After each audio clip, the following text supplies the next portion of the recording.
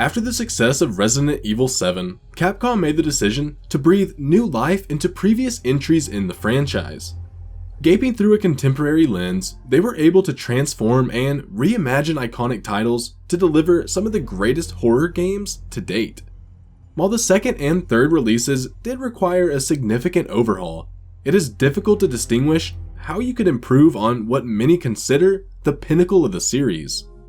So this begs the question, is the reanimation of Resident Evil 4 the perfect combination of their prior efforts, or a lofty attempt to capture the magic of the original? What is that? What do we do? The last labs are escaping. We need to go! I'm gonna get you home safe.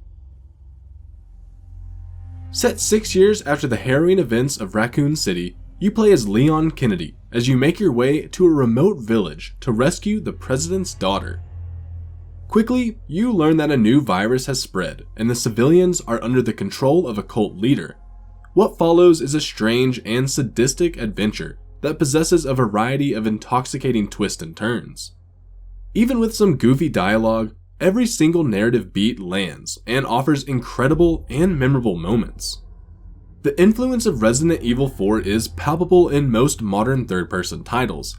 Its iconic over-the-shoulder perspective and combination of melee and ranged combat are now staples in the genre. Rather than reinvent, the remake simply modernizes the formula.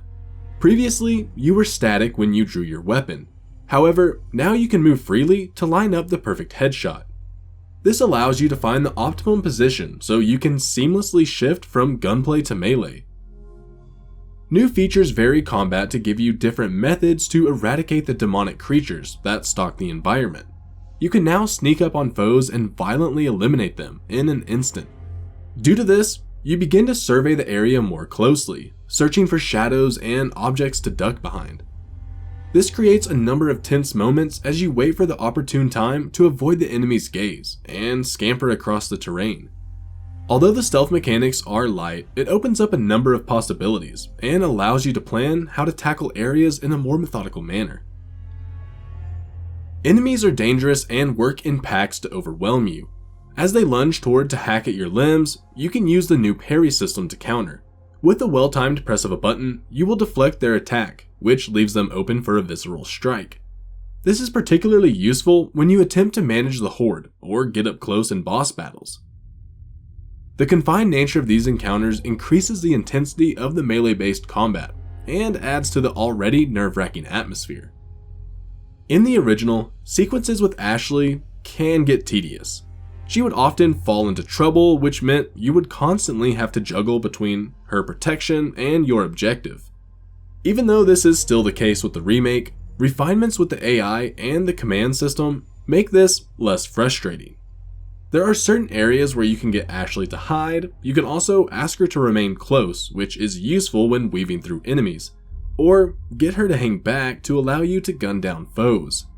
She's also more intelligent and will move to cover without prompting, vastly improving these segments. More than any other entries in the franchise, the game delves into the bizarre in wonderful and weird ways. Due to this, scenes from the original have burrowed deep into the minds of fans, and the very notion of change may even cause alarm.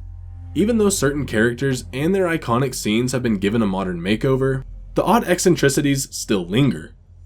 Boss fights are more nuanced, peppered with details that enhance each encounter. This gives a refreshing twist to particular sequences while ensuring the ethos of the original remains intact. Capcom has ripped apart the visual anatomy of the original and reconstructed them to create a delightful, disgusting, living nightmare that haunts your every step. Environments possess a foreboding quality that builds to an almost suffocating degree. This leads to trepidation as you creep through vile and moist areas. In addition to locating blue medallions, new blue requests also fester inside. Completion of these optional objectives rewards you with jewels. Tasks are quite simple, however, their inclusion and benefits encourage further exploration. On your travels, you will come across a seedy merchant who will offer you a range of items. New guns are regularly introduced, and each of these fills and works differently. Due to this, there is an incentive to collect valuables, sell them to the merchant, and upgrade your arsenal. As the size of your inventory is limited, there is an aspect of resource management, so you must decide which items to keep and discard. Tweaks to this have also been made, as now you can trade certain collectibles for specific items and equip charms that grant boost.